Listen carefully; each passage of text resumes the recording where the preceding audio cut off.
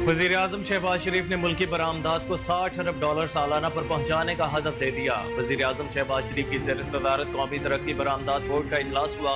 इस मौके पर गुफ्तगू करते हुए वज़ीर आज़म शहबाज शरीफ ने कहा कि वज़ारत तिजारत और मुताल्लिका इदारे 3 बरस में बरामदात के $60 अरब के हदफ के लिए अमली इक़दाम करें।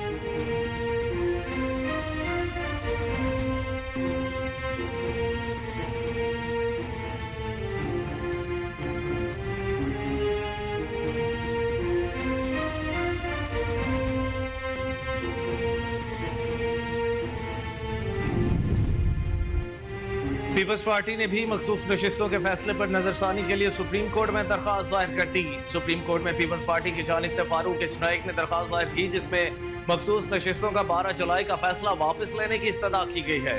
दरख्वास्त में मजीद मौक़िफ़ अपनाया गया है कि तहरीक इंसाफ को बिन मांगे नशिस्तें दी गई, फैसले पर नजरसानी की जाए।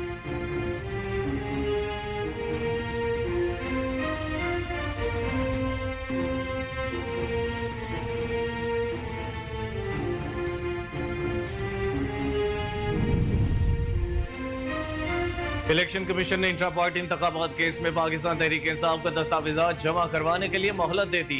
मेंबर सिंध नरसदार दुरानी की सरबराही में इलेक्शन कमीशन के 3 रुकनी कमीशन ने पीटीआई इंट्रा पार्टी इंतखाबात केस की समाअत की।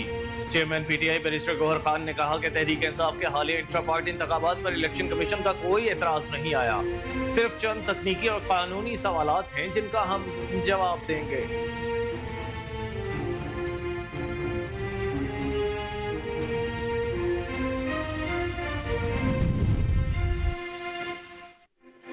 तहरीक इंसाफ की मीनार पाकिस्तान पर जलसे की इजाजत से मुतालिक दरखास्त पर लाहौर हाई कोर्ट ने डिप्टी कमिश्नर समेत दीगर फ्रीकैन को नोटिस जारी करते हुए जवाब तलब कर लिया।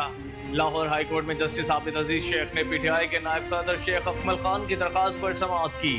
दायर दरखास्त में मौक़िफ़ इख्तियार किया गया है कि 14 अगस्त को लाहौर मीनार पाकिस्तान पर जलसा करना चाहते हैं। 2 साल से सियासी इंतकाम का निशाना बनाया जा रहा है। जलसे में कोई रियासत मुखालिफ सरगर्मी नहीं होगी।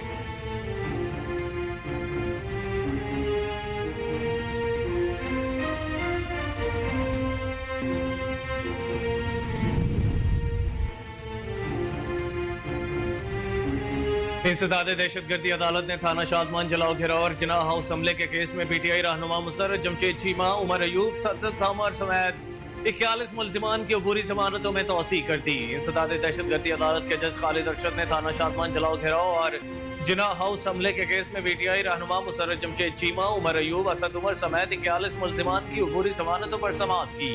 अदालत ने असद उमर और उमर अयूब की 1 रोज़ा हाजिरी मुआफ़ी की दरखास्त मंजूर कर ली।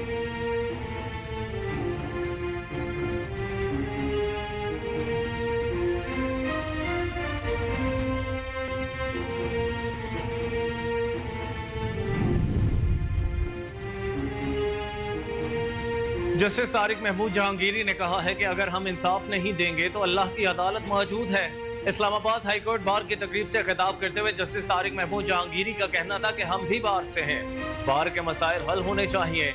बार के मसाइल हल ना होना अफसोसनाक है। इसके लिए बार के साथ बेंच को भी किरदार अदा करना होगा। वकील अक्सर ताखीर से अदालतों में आते हैं। मुकदमे की तैयारी करना बुनियादी बात है। वकलाओं को केस की तैयारी के साथ पेश होना चाहिए।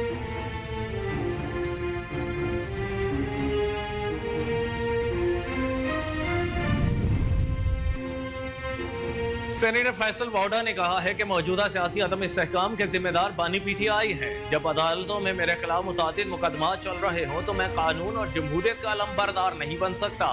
मैंने कुछ अर्सा कबल बताया था कि बानी पीटीआई के करीबी साथी फैज हमीद ने 9 मई की तोड़ फोड़ में उनके मुलव्वस होने के सबूत दिए थे।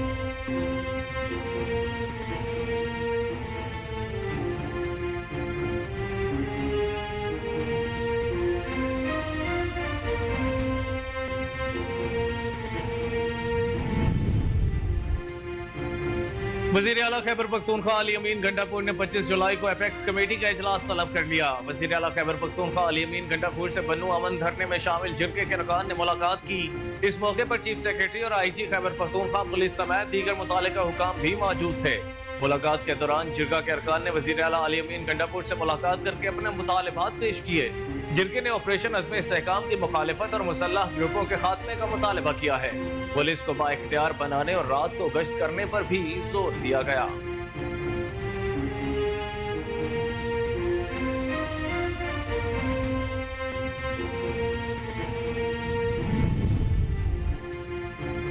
चीन से 15 अरब डॉलर के तवानाई कर्जों की रीशेड्यूलिंग के अहम तरीन टास्क के लिए वजीर खजाना मोहम्मद औरंगजेब आज 3 रोजा दौरे पर चीन जाएंगे। जराए वजारत खजाना के मुताबिक वजीर खजाना 15 अरब डॉलर के तवानाई कर्ज की रीशेड्यूलिंग पर बातचीत करेंगे।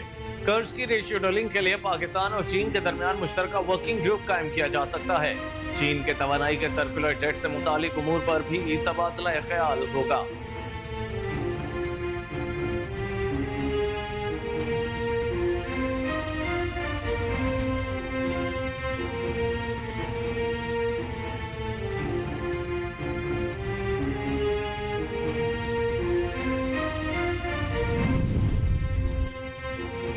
बड़े शहरों के छोटे ताजरों से फिक्स टैक्स वसूली का आगाज कर दिया गया। एफबीआर ने छोटे दुकानदारों के लिए माहाना टैक्स स्कीम का एसआरओ जारी कर दिया। नोटिफिकेशन के मुताबिक 42 शहरों के छोटे दुकानदारों से माहाना 100 रुपए से 20,000 तक टैक्स वसूल किया जाएगा। टैक्स का तयन इलाके और दुकान के साइज के तहत किया जाएगा। एफबीआर के नोटिफिकेशन में मजीद कहा गया है कि आरसी खोखों को माहाना एडवांस टैक्स से इस्तिस्ना दिया गया है। एसआरओ का इतलाक 1 जून से होगा।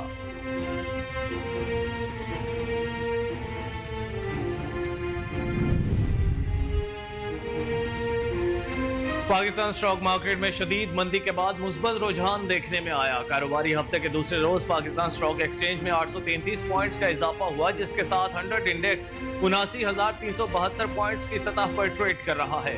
कारोबारी हफ्ते के पहले रोज स्टॉक मार्केट में बड़ी कमी से 100 इंडेक्स 79,000 पॉइंट्स की सतह से भी नीचे आ गया था।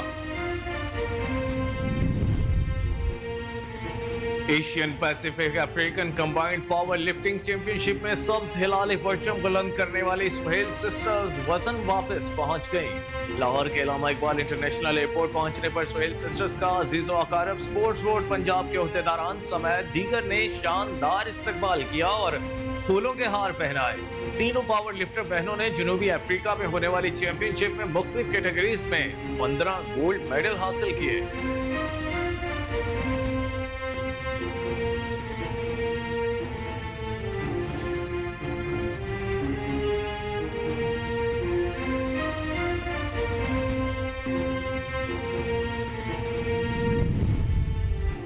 लाहौर समेत पंजाब के मुख्तलिफ शहरों में गरज चमक के साथ कहीं हल्की और कहीं मूसलाधार बारिश हुई, जिसके बाद गर्मी का जोर टूट गया।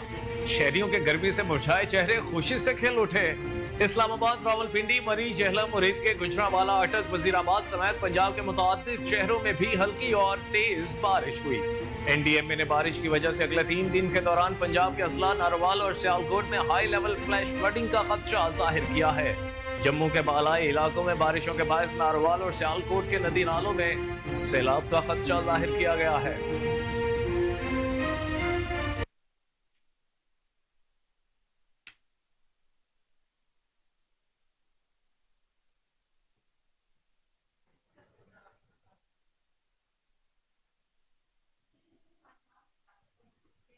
अस्सलाम वालेकुम, कोहिनूर न्यूज के साथ मैं हूं कामरान।